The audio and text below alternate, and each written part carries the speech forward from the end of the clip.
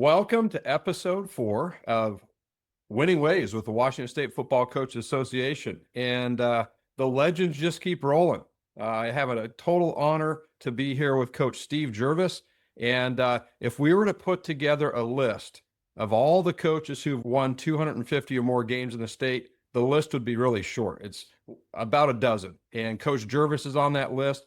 If we were to put together a list of all the coaches that have taken 3 different high schools to a state championship game, that list would stop at 1.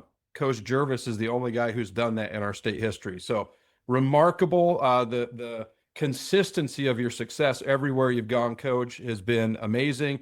I'm just going to run through some of those numbers real quick as an introduction for you, and mention a few of the awards that you've won, and then we're going to jump into conversation. I also want to give the reminder to coaches, please sign up to join the Washington State Football Coaches Association. Great things for you. Millions of dollars in insurance coverage, being part of a fraternity like this, cheaper rates to join the American Football Coaches Association, Coach of the Year awards, all-state recognition for your players, the ability to vote for teams in your own classification for top 10 as well throughout the season, which might even be something that the seating committees look at. I'm on the seating committee for 2A, and we talked about that amongst all the football coaches today, that one of those things we'll probably be looking at is the state rankings by the coaches. So please sign up if you haven't yet. We'd like to see all middle school and high school coaches in the state, head coaches, assistant coaches, be part of the association. So, okay, I gave you some of the big numbers for Coach Gervais. He was a head football coach in the state of Washington for 32 years. Nearly in half of those, 15 of those years, he was the league champion in his league. He won 6 state championships, 3 at Eatonville and 3 at Skyline. And he's been a guy that coaches around the state have looked up to for a long time. I know many have connected with him at his SGA, Steve Gervais Academy, going to camps and trainings and all those kind of things. As a young coach myself in the late 90s and early 2000s, when I was an assistant hoping to be a head coach, I listened to him every chance I got. One of the first chances I saw him was at a little free luncheon at the All Sports Clinic the FCA put on, and you were speaking there at that luncheon. And I know you didn't know me, but I was watching you from afar. Coach, I actually built a lot of my coaching library partly from you and your film, believe it or not. So as a young coach, I would go and watch all the games in the Tacoma Dome from the semifinals and the finals, and I would sit in the end zone, bring a tripod, and I'd film. You and Bellevue and Ferndale, those were the teams that were had nationwide recognition. And I'd go film those, and then I would put them out on these chat groups. Hey, I've got film of these groups, right? And people would trade me all kinds of stuff. So you built part of my coaching library without realizing it, Coach. But yeah, here is a little bit of his history. He was a quarterback at Puyallup High School, won his first state championship there on the basketball team, playing basketball. And then he went to Oregon State, played football there. And right out of college, went to Eatonville, and his assistant coaching career was short. It was 1 year, 1976, an assistant coach. And then his second year, head coach right away. I'm going to want to ask you a little bit about that as a young coach becoming a head coach. Anyway, he was the head coach at Eatonville from 77 to 92, won 3 state titles there, and then went to Gig Harbor for a couple of years, 93 and 94. And in his time there, won league championship again, and also got them to the state championship game. That was one of his 3 teams that he got to the state championship. Then from 95 to 97 at Rogers High School, the one that's in Puyallup, again, won league championships there, a couple of them in that time. And then there was a new school that opened up. Skyline High School had just opened, and their first year, they didn't win a game. And then year 2, Coach Gervais came in and started laying down some history pretty quickly at Skyline. Again, many league championships and 3 state championships and a 4th trip to the championship game there. And then after that, took a flyer on, hey, what's college ball like? D1, going up and coach with the Huskies for a year. And after that experience, he kind of turned to the dark side, went to the administration, athletic director at Bishop Blanchette for a few years. And in 2010, started the SGA, which I want to hear about later, the Steve Gervais Academy. And then there was a time not too long ago, just 2 years ago, he got lured out of coaching retirement back to Skyline for 1 season. And There was an opening kind of late in the off season, and he took him to a 7-4 record, and that got him to his 251st victory. Broke that 250 mark during that last return. Coach of the Year recognition: Seattle Seahawks Coach of the Year for the state in 2000 and 2005. The National Football Foundation Coach of the Year nationally in 2005 and 2007. The U.S. Western Regional Coach of the Year in 2004.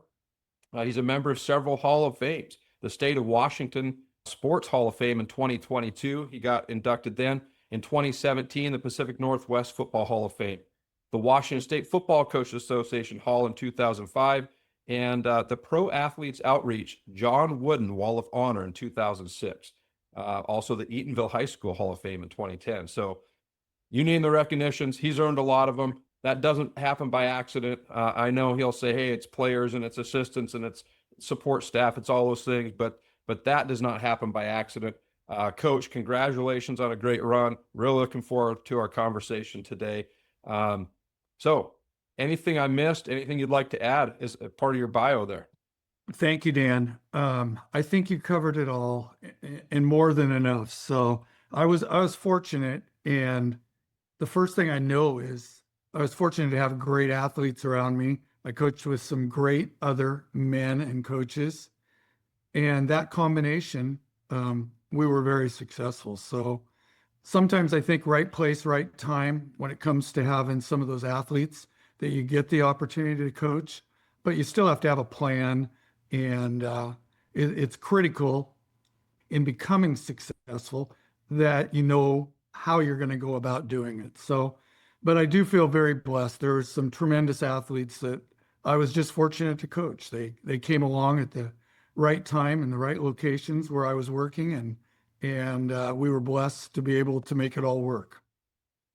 So I mentioned earlier that 1 year as an assistant coach, and then boom, high school head coach at in your 20s at Eatonville High School. And I see that it took 9 years before you won your first state championship. Now, that's not bad. Most people don't get one in their first 9 years, but I'm guessing that there was a lot of lessons that you learned along the way that maybe you weren't quite fully prepared to be a head coach at such a young age, but you learned things quickly and you figured out how you're going to put together a program and how to make it yours and exactly what you were going to stand for. Can you tell me about those first years and maybe the most important lessons you learned as a young head coach? You know, when I got out of college, I had that opportunity to go to Eatonville, and a man by the name of Ari Roberts had been a head coach at Fife and had moved up to Eatonville, had been there a number of years. And after that first year, he said, I really am not cut out to be a head coach. He goes, I'm going to talk to the principal and we're going to make this transition real easy. You're going to be the head coach and I'm going to be your assistant. And that's all we had were the two of us. That first year in 1976, he coached the line on O&D and ran the defense, and I coached the offense and the receivers and running backs and quarterbacks, and we made it work. So I thought, like anybody that's young, I'm 23 years old, I thought I knew it all, and I thought, oh, this will be a piece of cake. And there were a lot of learning pains that went with those early years, but we were very fortunate. In our third year, we ended up going to the state semifinals and losing to a Blaine team that ended up winning the state championship that year. So of course, I still felt like I knew quite a bit, but in a few years, we found reality. We had some tough times and had a 1-win season and a 2-win season, but by 1985, we had a running back come through by the name of Brandon Jumper, that people that can date themselves that are older like myself. He was an outstanding player, and we had some other players along with him, and we got very successful, and we had just some great athletes. So, you know, I think in those early years, it was a real hit and miss. You're experimenting, you're trying to find what it takes to help teams and young people be successful, and how do they work together and what's best. So there's a real learning curve to it. And I say that to lots of younger coaches these days.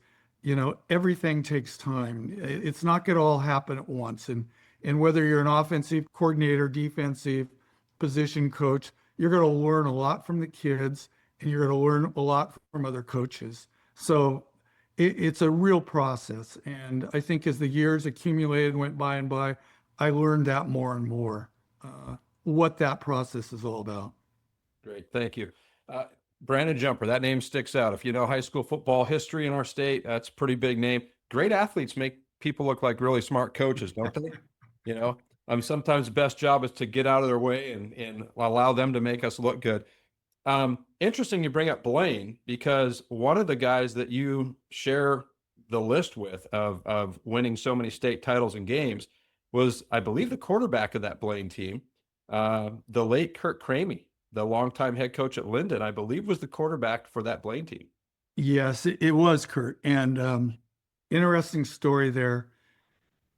Kurt and I got to know each other. We coached in an all-state game. I think it was back in 1993, 92, 93, somewhere in that time period. But I had just transitioned in 1990 into running a spread offense, which means we've got four receivers, two on each side, or 3-by-1, or however you want to align it. But Kurt and I talked about it a lot, and I had, in I think 1993, gone back to Northwestern, and we put in the shotgun no huddle. So 3 or 4 years later, and eventually Kurt and I went together down to South Lake Carroll in Texas, Dallas Fort Worth area. So we roomed together, spent time together. We roomed at the All-State game. It's just a tragic thing to lose him, as we all did. He was a tremendous coach, tremendous program up at Linden, and a sad deal, but what a great, great human being, and a great head football coach, great coach for kids. Absolutely. And I didn't know that connection you guys had prior to that. I'd heard about going to South Lake Carroll for Linden, and I thought I'd heard that about you at one point in time. So cool to hear that connection there. Talking about the spread, right? Several of the guys that we've had on with these conversations that have won a lot of football games, Wing T or iPro, and really just running the ball. And they say, hey, you know what? We didn't know if we could train up quarterbacks consistently. And there's a lot of pressure we put on them.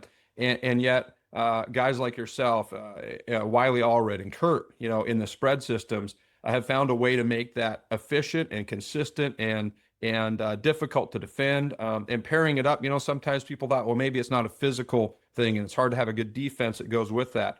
Can you talk to me a little bit about how you have made a spread style so consistently effective, and maybe how you've meshed it to the players when you have a quarterback that can run or one that passes? And tell me a little bit about your decision to go with the spread and how that's been effective for you. Well, it kind of dates back. In 1985, we won a state championship at Eatonville with Brandon Jumper. We had another great player that went on to WSU and was a starting guard for them, and the Chicago Bears, and Josh Dunning. So we had two huge kids, and we just ran the ball. And I can remember one game versus Steilacoom where we gave Brandon the ball 43 times, and we had 44 offensive plays, and that was a quarterback sneak to end the half. So I was predominantly an option quarterback, sprint out quarterback myself. So we had been a run team in most of the 90s. So in the late 70s, throughout the decade of the 90s. Then in 1990, I decided I was kind of getting restless, maybe bored a little bit with what we were doing. I knew Tom Smythe, who had been running the run and shoot down in Lewis and Clark. He'd been at Lake Ridge, Lake Oswego high schools down there, very successful. I coached with Tom Solberg in the All-State game, who had also worked with Tom Smythe and was out of the state of Oregon. So they were both coaching at Lewis and Clark. I went down there, spent some time with them, and just spent time with Tom in that winter, spring of 90, and decided we're going to do this.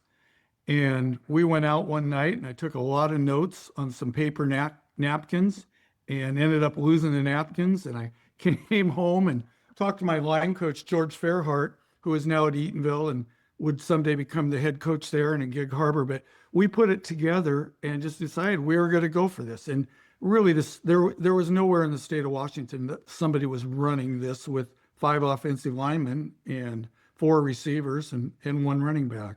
So I think initially it caught a lot of people. There were a lot of people that weren't sure how we defense or what we were supposed to stop. It appeared to be like we're going to throw the ball all the time because we had the four receivers, and people were real concerned about that. And our thing became we're going to run the ball. We'll spread people out and take advantage. We don't have to have huge linemen. We can trap block and do a lot of different things and be successful doing that. So that was when we conceived it in 1990. Bill Jacobs, who was my defensive coordinator and coached in the state a long time, we always would write down how we thought we were going to do that year and put it in an envelope, how many wins we'd get.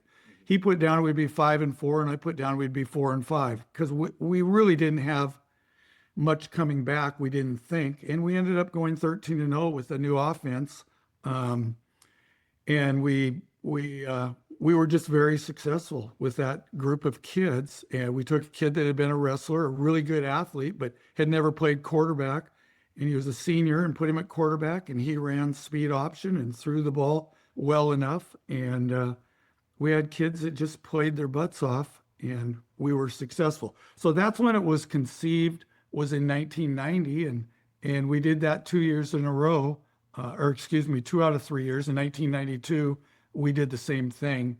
We went 13-0 again to win it. But there was no doubt you needed an athlete that you could put at quarterback, who could throw the ball and could make good decisions. And I've been blessed over the years to have quite a few kids that fall into that category, that they can throw it, they can run it, good leaders, make good decisions. And as a result, we were able to be successful with quite a few teams. Thank you.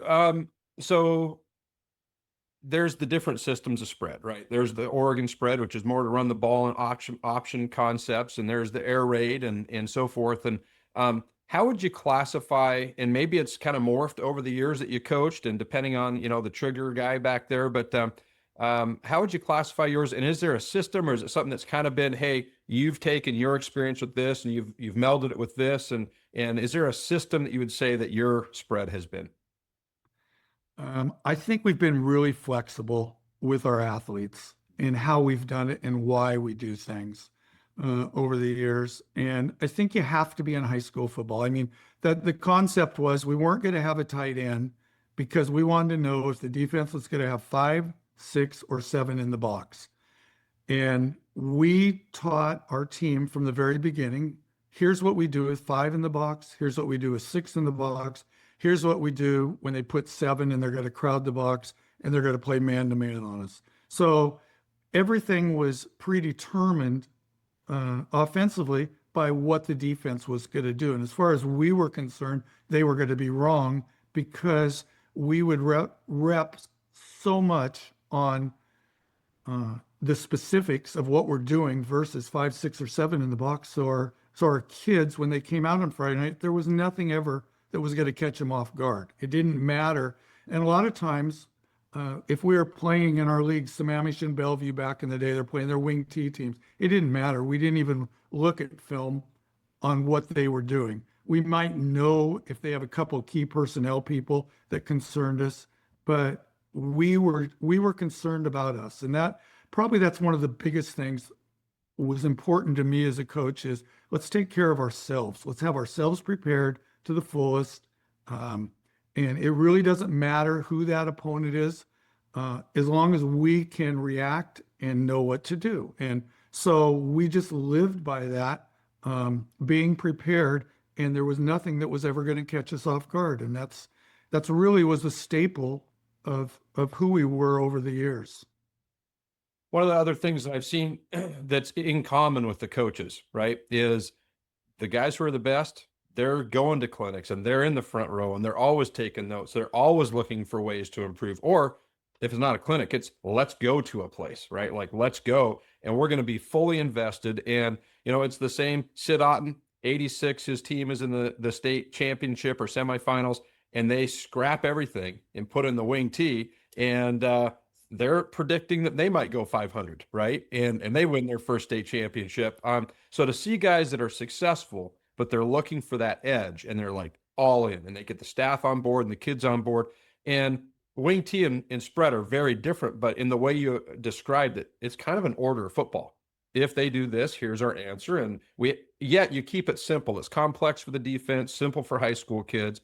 One other question on the offense, and then we'll move into some other stuff.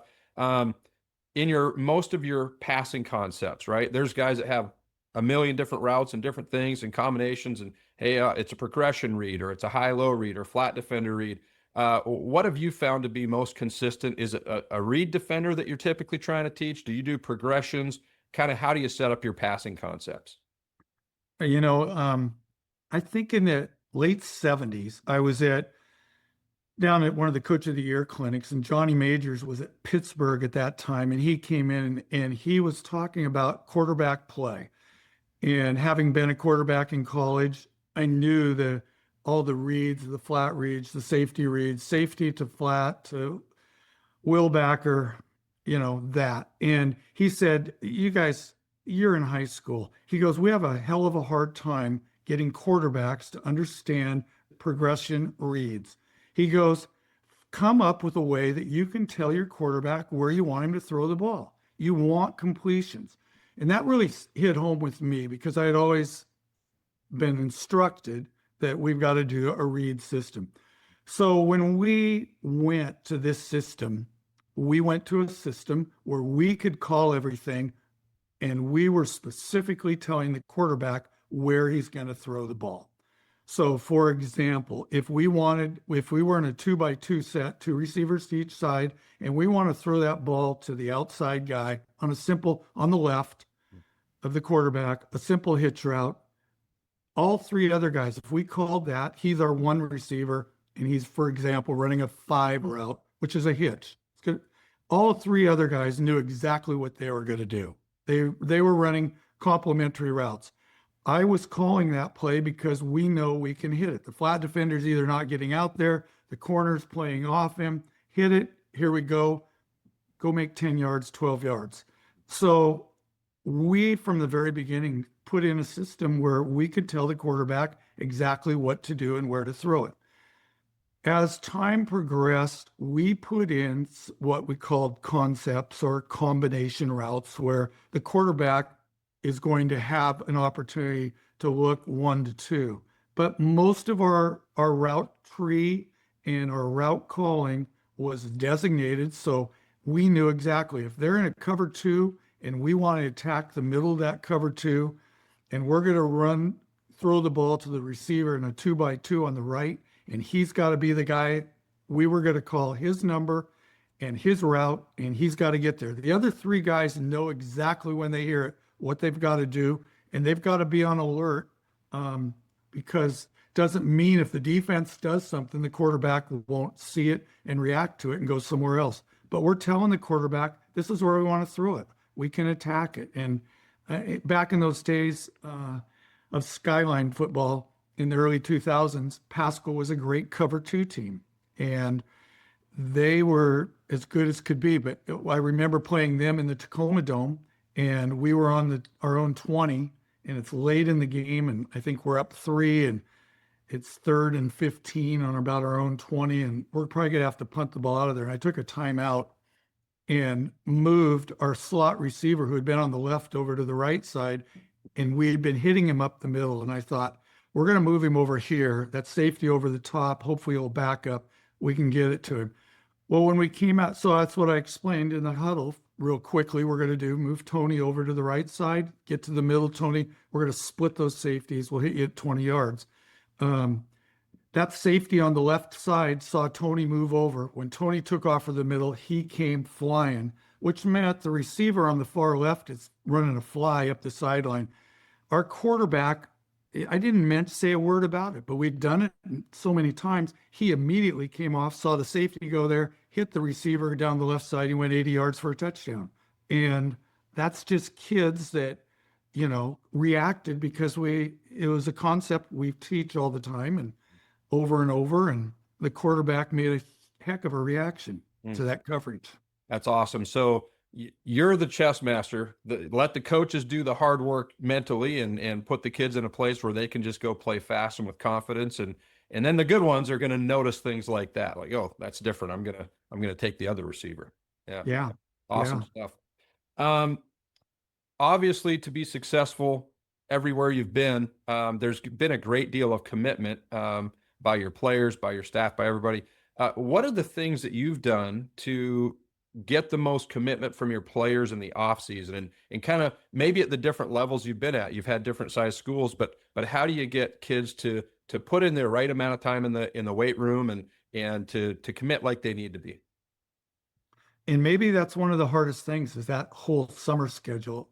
Today's coaches but even 20 years ago in the early 2000s, I shouldn't say we're battling, but we're trying to get kids as much time doing some football stuff and not just all baseball, or all basketball. So let me go back and say, um, I would always talk to our parents, next year's parents at our banquet. Here's when we're going to team camp. We really need them for team camp. That was my first reach to them. And we put that calendar out plenty early so they knew when camp was. They knew when we were, what our weight room schedule was. And back in those days, we used to go to Burnaby. When I took the Skyline, well, even before Skyline, I took the Rogers football team in Puyallup. We started going up to Burnaby in Canada and competing. And there were quite a few Washington high school teams that would go up there. A man by the name of Farhan would run that tournament. And our kids and parents lived to be selected to go up there. We only took about a dozen to 15 kids at the most up there, but that became a huge part of our off-season program. And that was, I think, in early July that we did that. At that time, I'm not sure why, but we chose to go to team camp at UPS. When I took the Skyline football job, they said one of the prerequisites is our parents want our boys to go to camp. And I said, that's great. I used to be at a couple schools where nobody could afford that, but team camps were becoming more prevalent, kind of the thing. So we started doing it. So team camp became important. Going to Burnaby was important. All we could do is try to make weight room as important as we could. And what happens is, I found when you start having success, it becomes important to everybody. And we very quickly became successful at Skyline. We were successful at Rogers and Gig Harbor and the other schools also. And the weight room became just a big part of it. It became kind of what the kids knew that we did. It was part of the program. The one thing I do want to say is, though, there's always going to be a few kids, like one or two kids, maybe really good athletes, that you really struggle with, that have a hard time showing up to the weight room. And that, as a younger coach, it was a hard thing for me to understand that there are some kids, there's lots of different issues or reasons why some kids can't get to the weight room or can't get to off-season training. And I think we need to understand kids. I had to learn to understand kids more and more, that not everybody comes from that supportive family where everything's great at home and they can make it always work for your program. So I think that was a really important thing, because we had a great football player at Eatonville that never showed up. And it caused me more heartache to think, and everybody's thinking, well, we got to discipline him. We got to do something. He wasn't here. We would have never won a state championship. The rest of the team would have never felt what that was all about if we didn't have that young man be a part of it. And to understand his home life in high school and even after high school, it's something we have to take the time to figure out. And that's the relationship piece that I think is so key. And I know when we were setting up this meeting and you're about to go and have a meal with a player's family, that you've stayed in contact. And that's been one of the biggest things for me, is just staying in contact with. For me, it was kind of funny because I never wanted to be too close to the parents while I was coaching their kids. But those relationships kind of grew sometimes afterwards, right? But how do you balance the parents and make sure that you've got advocates from the parents and not adversaries? What were some of the things you did for that? Well, here's the trick to that. When you are successful, when you are winning, parents are a whole lot more understanding and wanting to do whatever they can to help you. And that's kind of, a hit and miss situation because it's not going to be true at all programs or for all coaches. And you're not always going to have parents that are going to be happy. But I think as a coach, you know, I would always have a parent meeting in the spring, and I tried to put out what the parameters were, as far as if you have concerns, if you want to talk to me, here is the procedure, here's how we're going to do this. And I feel blessed in most of the time that I never had very many parental conversations with negativity. I found parents to be very supportive. By the time I got to Gig Harbor, I'd been a head coach 17 years or 16 years, 17 years over at Eatonville. And those parents, they were coming off, I think, a 1-8 season, and they wanted a program that was going to be good for their kids. And we ended up going 12-1 and losing in the state championship game that year. But the 2 years I was there, they were very successful. And likewise, when I went to Rogers, they too wanted that. And Skyline, I remember the initial meeting, are we, one of the questions the parents asked me there is, are we going to win it? They had been 0-9 in their first year, and I think Sammamish had beat them 76-0, and they'd scored 7 points all year. And they said, are we gonna win a game this year? And I said, I hope we can, but we got a lot of work in front of us. But that's all they wanted. And the parents I found up there were nothing but supportive. And I was fortunate. As I got to Skyline, I had kids, my own sons that were in the youth program. My wife and I, very good friends with lots of the parents, and they knew the boundaries and were always very respectful. And so I was fortunate in that situation that I had so many good people that wanted to do nothing but help us be successful. Thank you. By the way, Farhan, I went up to that big Kahuna passing Big tournament. Kahuna, Up yes. there. And I ran a tournament from 2008. It's still going on now. This last year is the first year I didn't help with it, but largely patterned after what Farhan had put up with. He actually brought his team down from New Westminster to come down to our tournament a few times. And he's kind of like the Chris Berman of Canada up there with He the is. said, right? Yeah. And they have lived just across the border. Well, they've actually moved in the last few years to Linden. He's got a kid, that connection again with Linden. He's got a kid in the Linden program now. So shout out to I saw him 2 years ago at the Eastern team camp when I went there with Skyline, and Farhan was there, and his son was, I think, a 9th grader or possibly 10th grader, but quarterback. And yeah, he was very excited. Yeah. Great man. Good dude for sure. Yeah. You've had success many different schools, but also at different levels, 1A, 2A, 3A, and 4A. Can you talk a little bit about maybe what's different coaching at the small schools? And let's say there's a guy that's moving from a small school and gets a job at a large school.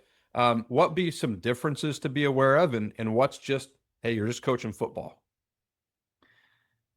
And I look back I coached at 4 different high schools and over 30 years of coaching, and the simplicity of coaching at Eatonville, a 1A school at that time. We had 1A, 2A, 3A were the 3 classifications at that time. We had maybe 45 kids out, maybe 50, counting our 9th graders. But the biggest challenge that I see is when you go to the bigger programs, you have so many more responsibilities and things to be concerned with. The staffs get bigger, the responsibilities get bigger. I had been away from coaching for 15 years, 16 years. 07 was my last year of high school, and then in 23, coaching Skyline for another year. And I never used to, when I was coaching, wake up at 4 a.m. every morning, and my mind's just going 100 miles an hour thinking of all the things that need to be tended to and taken care of. So if I reflect back on the years at Eatonville, I had 2 coaches that worked with the freshmen. 3 of us worked with the varsity and JV. It was simple. The communications was easier. The process was easier. We had the same issues, I feel like, as at a 4A school when I was at Skyline. You always complain as a coach, I need more depth or I need more kids at certain positions. And you end up making do at whether that's single A, double A, 3A, 4A, you make do with what you're given. And things are changing a little bit. I know there's so much more movement around with football athletes and parents and everyone wanting to get kids to different programs. But I think one of the blessings was the whole time I was going through coaching was we played with our kids that came up through our school system at that school, and that's what the hand we were dealt, and that's what we played with, and it was a great experience. And I can say from 1A to 2A to 3A to 4A, I found the kids to be the same. If you approach those young people in the right way, they're going to respond to you all, and give you their all. So, not that many differences. So setting up the staffs obviously is different if you got 2 or 3 coaches as opposed to a very large staff. But let's say you're at a 3A school, standard size 3A school now, and you've got a standard size staff. How would you set up responsibilities for maybe what does the weekend and the scouting look like, and who's doing huddle and responsibilities? So maybe talk me through a little bit of your weekend process. Well, it's familiar with me because I did it in 2023, just 2 years ago. We had that. Prior to that, just so everybody knows what the old days were like, in the earliest time in 1976, you would drive from Eatonville down to Tacoma to the Greyhound bus station, put your film on the Greyhounds. It'd go up to Ford Labs in Seattle, and then you'd come back 7 or 8 at night to the bus station, and they'd send it back to you. And then on Sunday or late Saturday night, you'd look at the film. So we've gone from that scenario that lasted through the 80s and quite a bit of the 90s up until we would film our games at Skyline. We'd go in as quick as we could, copy DVDs. Every kid that was walking out would have a DVD of the game we just played, and we would also give them copies of our next opponent. So we've got them with their own study to do on the weekends. Now with Huddle, everything is updated. Everybody gets that information right away. We always had 2 years ago, we had 2 coaches that were exclusively, being as old as I am, I'm not the tech savvy guy. I have anything to do with it. They had to show me how to do everything on Huddle. So I can now know how to do it, but we had coaches that were responsible for that. Kids were responsible. We graded our players out. They were getting that information on Sunday evenings, and then we would come back on Mondays and get ready to go. Okay. Did you have students come in at all on the weekend? We didn't. Okay. And I tried it. I never did at Eatonville. I never did at Gig Harbor. I did it at Rogers. We did it on Saturday morning. And after about 4 or 5 weeks, I decided they weren't ready for it. My coaches weren't ready for it. So we stopped it. And when we went to Skyline, we took Saturday off. We all watched our own film. We all did our own thing, but there was nothing mandatory. The expectation was coaches would review and grade their players, and then we would come together on Sundays starting at 9 a.m.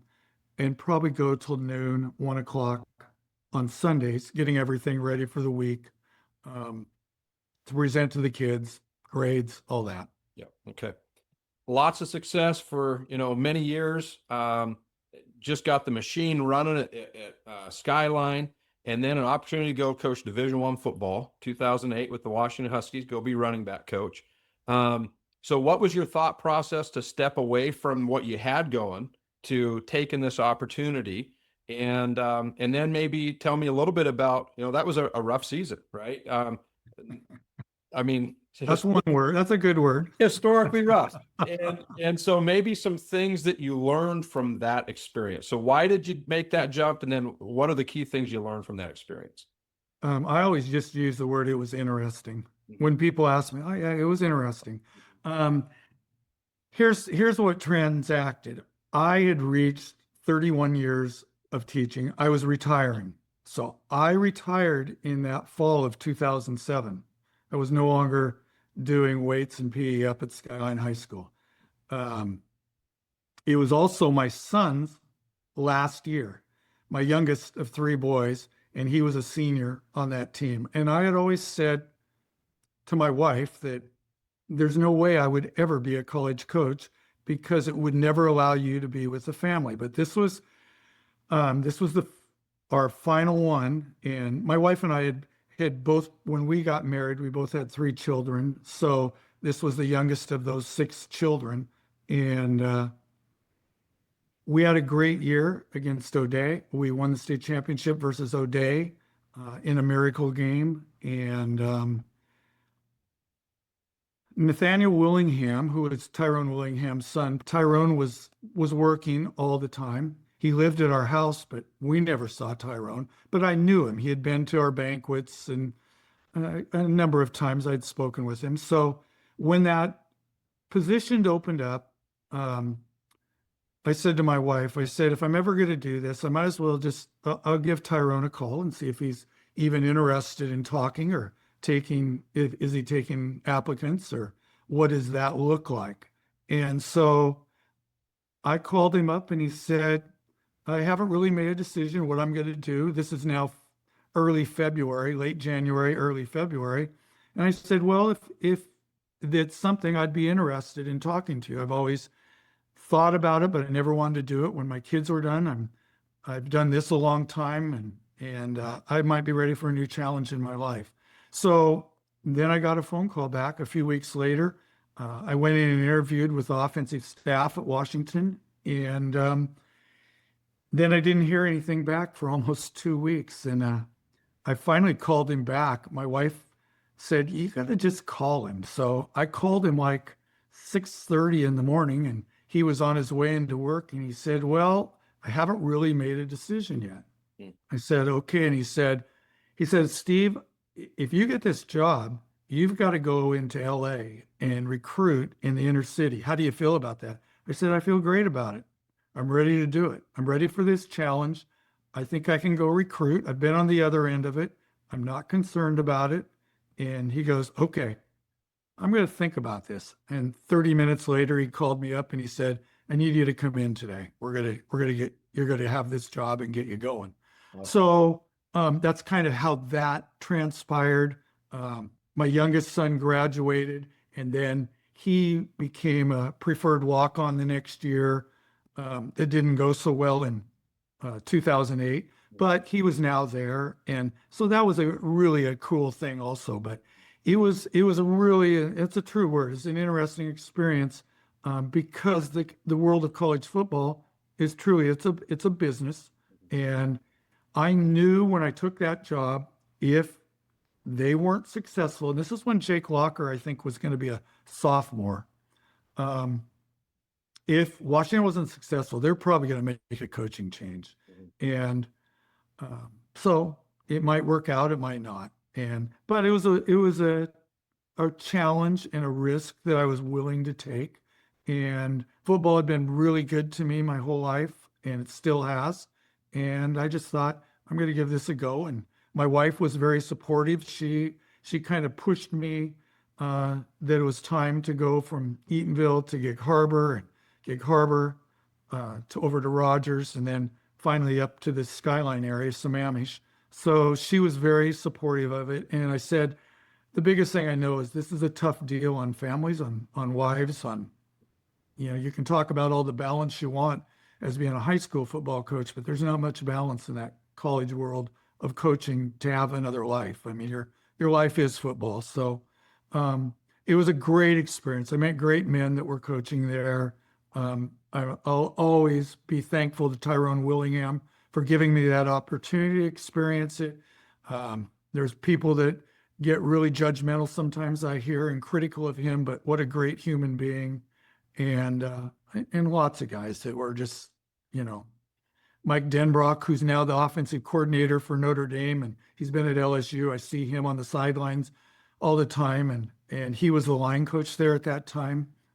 Tim Lopano was the offensive coordinator, and I got really good friends with them, and so you know it was a great time to give it a go, and it didn't work out, and I knew when it was over, I wasn't going to chase this moving around the country. Um, you know, my priority was here in this area, Western Washington, and where we are. And so I loved everything about it, but it wasn't worth it to go chasing it to another location. Right.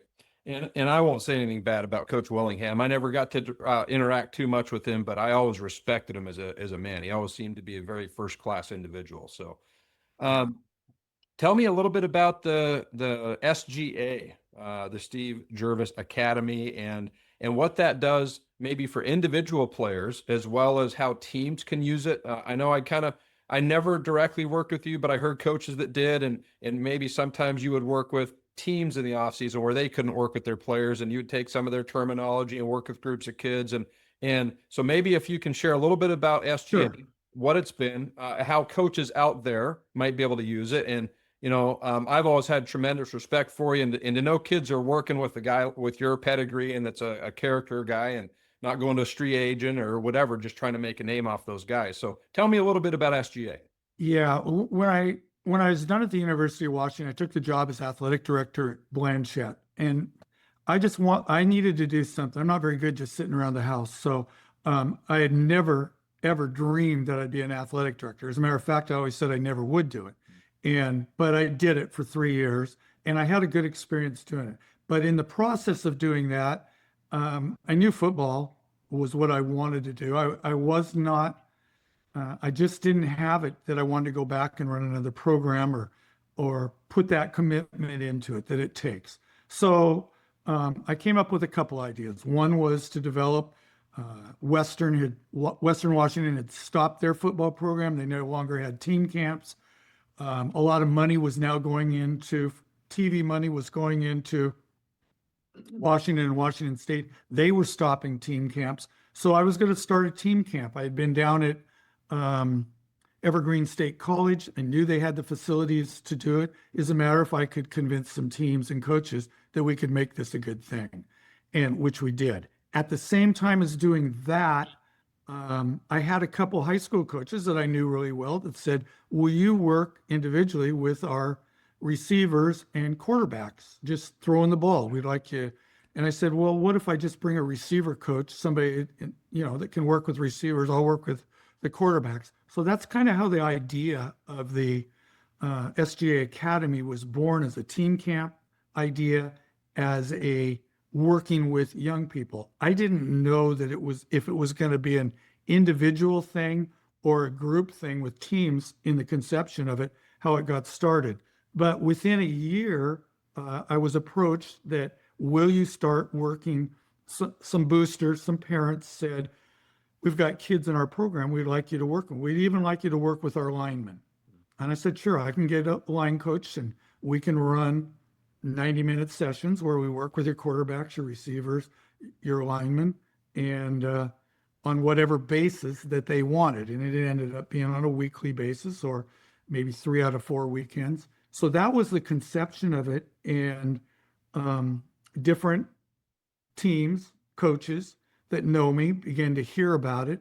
And I really didn't go out with the original idea that this was going to become a business or anything that was going to reach very far. It was just to help these few teams in the beginning. And since then, it's escalated and it's become something that has kept me involved in football.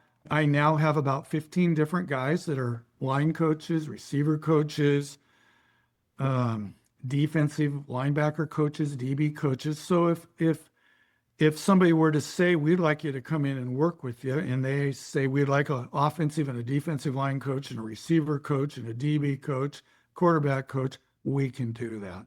it's a means of helping kids and teams work in the off season. And my original philosophy was I've always been a believer of team, and a lot of kids are being asked to go out and go to specific academies, and it's pretty expensive for families and kids. This is something reasonable. If a coach wants to do it, it's for any kids in the program. There's a fee, but that can be as many kids as you want. And so I'm a real believer that teams that work together are going to be successful together. It gives that opportunity for teams to work in the off season. The way the Washington State laws are written up, coaches can't coach football fundamentals in the off season until late May. And so this is an opportunity that kids can get. It's just like going in the weight room. We challenge our kids to get in the weight room and develop there. Now there's a means or a way to work on football skills and fundamentals that we can give them also. Fantastic. And we can, if you want to share with me later, I can include in the notes for the program your information if you want to have that shared out as well. So last couple thoughts here. One is just, do you have just a story from coaching? It could be with assistants or players or a game experience or whatever, just a story that's just one that it's one of your favorites to share. And then after that, just any closing thoughts of yours. Yeah. A couple thoughts come to my mind. When I was coaching at Eatonville's a rural community, and we used to practice down below the high school, out by the woods, down below the middle school. And we had a Saturday morning practice before our first game. And practice starts at, say, 10 a.m. in the morning, and we start stretching at 10 a.m. It's like any program. You're running a disciplined program, and I've got my three best football players, Brandon Jumper, his brother, Waylon, who's starting two-way player. They all were two-way pretty much at Eatonville. The other left tackle and the running back, they don't show up. They're not there. And we had, at that time, we were pretty firm on our discipline. Kids got to be there. And they don't show up till like 10:45. And there's the other couple of coaches, we're all stressed out to the max in a serious way, because we've already told them, if you're not there, you're going to sit the first quarter. If it goes longer, you're going to sit half. Well, it's a small school. These are our best players. And so they show up about 10:45 and they're laughing like, it's not a big deal. We were out hunting. We were hunting with our dads or was hunting deer that morning. Mm. And it's like, what do you mean it's not a big deal? You have to be here. You can't be late like this. So we had to have a powwow with all the kids and parents, and somehow we worked it out, and all those kids ended up playing. But and I still don't know to this day if they were really out hunting for deer. But it was part of a rural community, and you got parents that are showing up to talk to you, and they all got chew that's coming out of your mouth. And I was pretty young at that time and thought, there needs to be some discipline, and so yeah, it was one of those learning experiences in that community. That's for sure. I have a similar one where I was just starting to get the program turned, I thought, at Lakewood, and spring ball, we'd been going for 2 weeks of spring ball, and we were going to have the maroon and gold scrimmage, and parents are invited, community's invited, and we start warming up, and I'm like, where are all the linemen at? And I asked one of my running backs, hey, where are the linemen? Oh, they're at the lake. I'm like, no, really, where are the linemen? No, they're at the lake. And he was serious. And one of my assistants, Mitch Robbins, my DC, went and drove to the house that he knew they were at. And he said the guys, when they saw him, their eyes got huge. And I think 3 of the 4 that we were missing made it back a little late. But there was some conditioning and discipline after that. Yeah. Oh, Well, Dan, Yeah, I think my last thought, and I always left this thought at my banquets when seniors are moving on. Um, one of the biggest things I thought was developing relationships and helping kids to understand how to develop their own relationships in life and what that's going to be like. And probably my best example of that was when I was at Gig Harbor. I was lucky, phenomenal athletes everywhere, but Joe Jarzinka, I had the opportunity to coach, who became this um, huge person at the University of Washington. And he was a small, he wasn't very large, but he was dynamic and maybe one of the worst practice players I've ever been around, but one of the best game players, great young person. Um, we all loved him very much. And so I bring that up because Joe passed away 2 years ago in a fishing accident up on the Olympic Peninsula. And through him, his dad had been on the boosters. My wife and I became very, very close friends with the parents. And we went to Joe's wedding quite a few years ago and watched his progress in life. And I think he's just an example of what we do as coaches in working with young people. It's truly about helping them to understand what relationships are, what they're about, how they work, how they transpire over time, how these young people grow up, and who they're going to be. So, but I don't think young people at all times realize the impact they have, and that's our job to help them realize how impactful they become. And Joe's one of those people that impacted so many people because of what he did at the University of Washington on a large scale. He became recognized throughout the state, and he's one of those special people that I was just lucky to have the contact with. And he and I were both there at the same time in life. And I learned a heck of a lot from him. It almost brings tears to your eyes when you lose such a fabulous young man that impacted so many people everywhere. So, Yeah. and I think that's what our lives are about as coaches. We do it for the love of working with young people and having that opportunity to impact young people. And, if you do a lot of things the right way, you're going to have success. Success is measured in a lot of ways, but you'll have success. Yeah, it's the old axiom, right? They don't care how much you know until they know how much you care, and I couldn't Yeah. agree more. And we do love our players, right? I mean, Yeah. they become family to us. And sorry again for that loss, but what a life to have gotten to celebrate with him, Oh, to yeah. experience and to be able to still continue to connect with his parents. I think it's a really special thing. So, anyway, Coach, really appreciate the time. It's been an honor, and thank you so much. Dan, thank you. It's an honor of mine to be able to speak with you and be a part of this. So thank you for extending this invitation. Absolutely. Thanks, Coach. You bet, Dan. Thank you.